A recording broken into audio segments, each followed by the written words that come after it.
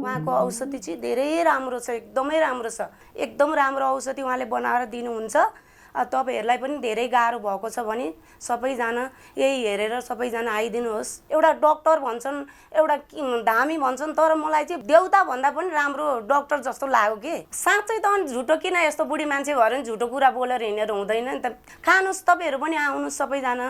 यस्तै मेरो जस्तै रोग बिसुक पार्नुस्। खोइ जादु हो कि अब उहाँको र मेरो ग्रह मिलेको हो कि अब के हो, भगवानै उत्पन्न हुनुभएको हो कि। त्यस्तो घुम्थ्यो, अहिले के पनि छैन। हेर्नुस् त कस्तो, मलाई चाहिँ एकदम भगवानै झलकबिष्ट चाहिँ भगवानै भेटे जस्तो लाग्यो कि मलाई चाहिँ त्यतिखेर। अहिले मलाई एकदमै हेर्नुस् कस्तो आराम छ। म 60 वर्ष भइसकेँ, तै पनि हेर्नुस् त हिँड्नु हजुर, हामी नै हिँड्नु, हजुरले मलाई सक्नुहुन्न हिँड्ने ठाउँमा। यहाँको परिचय दिनुस् न, कहाँबाट आउनुभयो? पहिला चाबेलमै, अहिले चाहिँ म मूलपानीमा घर बनाएर उता गएको हो, मूलपानीदेखि आएको हो।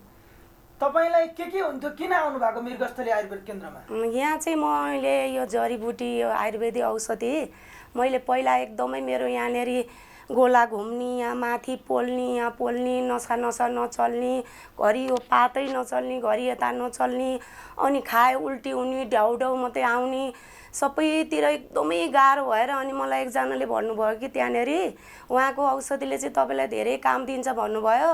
अनि म त्यहाँ गएँ। त्यहाँ गएपछि चाहिँ उहाँले मलाई पहिला त्यो दहीमा फिटेर खुवाउनु भयो धुलो औषधि। अनि त्यो खाएपछि मलाई, अनि त्यहाँबाट चाहिँ पछि उहाँले चाहिँ त्यो चक्कीहरू सबै दिनुभयो। त्यो खाएको 1 हप्तापछि मलाई धेरै राम्रो हुँदै आयो। त्यसपछि चाहिँ मलाई साह्रै उहाँको औषधिले मलाई धेरै राम्रो काम गर्यो। त्यहाँबाट मैले उहाँसँग अहिले पनि म उहाँ बाटोमा लिन्छु औषधि, उहाँसँग लिन्छु। उहाँलाई धेरै धेरै धन्यवाद दिइरहेको छु। उहाँको औषधि चाहिँ धेरै राम्रो छ, एकदमै राम्रो छ। एकदम राम्रो औषधि उहाँले बनाएर दिनुहुन्छ।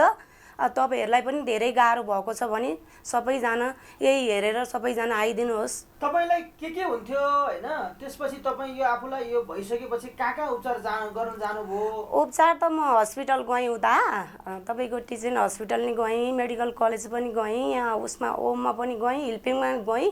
तर जहाँ गए पनि त्यही अलिकति दिन्छन्, 3 महिनालाई भन्छन्, 15 दिनलाई भन्छन्। अनि त्यो ल्यायो खायो। हजुरको चाहिँ त्यो केही पनि हुँदैन, मलाई हुँदैन, फेरि उस्तै हुन्छ। अनि म केही नभएर चाहिँ अनि म अब के गर्ने होला भनेर साह्रै म उठ्नै नसक्ने, खानै नहुने भइरहेको थियो। मलाई साह्रै गाह्रो भइरहेको थियो। कहाँबाट चाहिँ भगवानै भेटे जस्तो भयो कि मलाई। एउटा डाक्टर भन्छन्, एउटा धामी भन्छन्, तर मलाई चाहिँ देउता भन्दा पनि राम्रो डाक्टर जस्तो लाग्यो कि। र अहिले हेर्नुस् त मलाई कस्तो, कहीँ केही दुख्दैन मलाई, एकदमै फुर्तिलो। 16 वर्षले नि भ्याउँदैन मलाई हिँड्ने ठाउँमा, त्यति राम्रो गरी हिँड्छु के। मलाई अहिले खाना पनि यति खान्छु म, एकदम राम्रो छ के।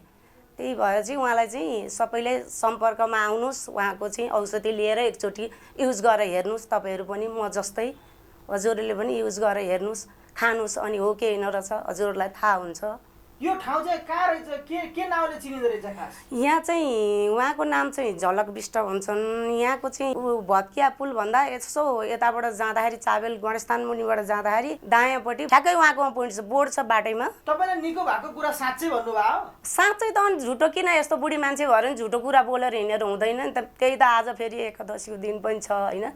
झुटो होइन, मलाई चाहिँ राम्रो विषय भएको हो, त्यस्तो झुटा कुरा बोलेर हिँडेको होइन।